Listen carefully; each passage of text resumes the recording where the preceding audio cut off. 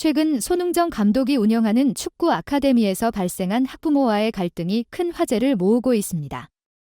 손흥정 감독은 한국 축구의 레전드이자 손흥민 선수의 아버지로 오랜 시간 동안 유망주들을 키워내며 많은 인기를 얻고 있었습니다. 하지만 이번 사건으로 인해 그의 명성에 큰 타격을 입게 되었습니다. 사건은 몇몇 학부모들이 손흥정 감독을 상대로 고소를 제기하면서 시작되었습니다. 학부모들은 손 감독이 아카데미 운영 과정에서 학생들에게 부당한 대우를 했다고 주장했습니다.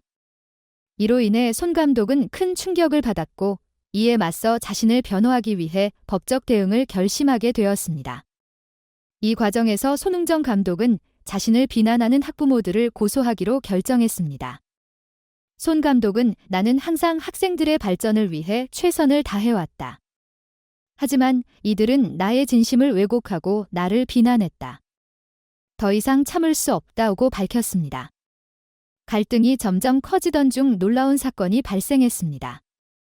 손흥정 감독이 아카데미에서 공개한 CCTV 영상에는 한 학부모가 손 감독을 찾아와 눈물을 흘리며 용서를 구하는 장면이 담겨 있었습니다. 이 학부모는 손 감독에게 잘못했다며 용서를 구하고 사죄의 뜻을 전했습니다. 이 영상이 공개되면서 사건은 새로운 국면을 맞이하게 되었습니다. 많은 이들은 손흥정 감독의 결백을 믿기 시작했고 학부모들의 주장에 의문을 제기했습니다. 또한 손흥정 감독이 학부모들에게 고소를 제기한 이유에 대해서도 이해하는 목소리가 커졌습니다. 손흥정 감독은 나는 학생들의 성장을 위해 항상 노력해왔다. 그 과정에서 오해가 있었던 것 같다. 하지만 나는 결코 부당한 대우를 하지 않았다며 자신의 입장을 분명히 했습니다. 이어 이번 사건을 통해 내가 더 많은 책임감을 느끼고 있다. 앞으로도 학생들을 위해 최선을 다할 것이다 라고 다짐했습니다. 이번 사건은 손흥정 감독과 학부모들 간의 갈등이 얼마나 깊었는지를 보여주는 사례였습니다. 하지만 손 감독의 결단력과 학생들을 향한 진심이 다시 한번 빛을 발하며 많은 이들에게 감동을 주었습니다. 사건의 전말은 아직 끝나지 않았습니다. 법적 절차가 진행 중이며 손흥정 감독은 끝까지 자신의 결백을 증명하기 위해 싸울 것입니다. 많은 이들은 그의 용기와 결단력을 응원하고 있으며 손흥정 감독이 다시 한번 축구계에서 빛나는 모습을 보여주길 기대하고 있습니다. 이번 사건을 통해 우리는 진정한 리더가 무엇인지를 다시 한번 생각하게 되었습니다. 손흥정 감독은 어려운 상황에서도 굴하지 않고 자신의 신념을 지키기 위해 끝까지 싸우는 모습을 보여주었습니다. 이러한 모습은 많은 이들에게 귀감이 될 것입니다. 앞으로의 손흥정 감독의 행보가 주목됩니다. 그의 아카데미는 여전히 많은 유망주들을 키워내고 있습니다. 손 감독의 지도 아래에서 많은 학생들이 꿈을 이루기 위해 노력하고 있습니다. 손흥정 감독의 결백이 증명되고 그의 아카데미가 다시 한번 축구계에서 빛나는 성과를 거두길 기대해 봅니다. 마지막으로 손흥정 감독은 나는 학생들을 위해 항상 최선을 다할 것이다. 이번 사건을 통해 더 강해질 것이다. 나를 믿고 따라와 준 많은 이들에게 감사드린다고 말했습니다.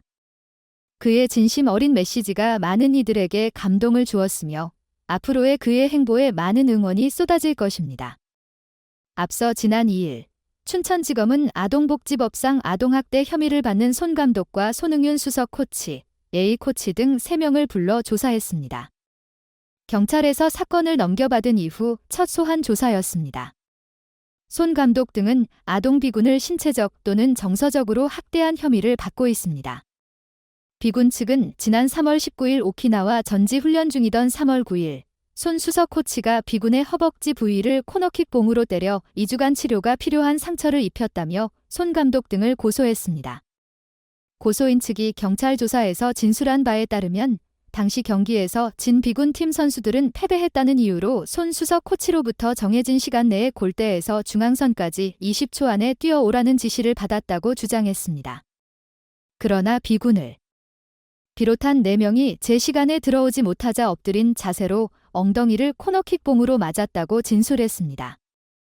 손 감독으로부터 오키나와 전지 훈련 기간인 3월 7일부터 12일 훈련 중 실수했다는 이유로 꾸지람을 들었고 경기는 물론 기본기 훈련을 잘못한다는 이유로 욕을 들었다는 내용이 진술에 포함되었습니다.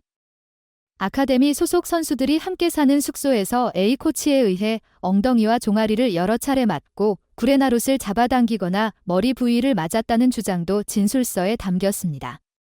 사건을 수사한 강원경찰청은 손 감독 등 3명을 지난 4월 중순께 검찰에 송치했습니다.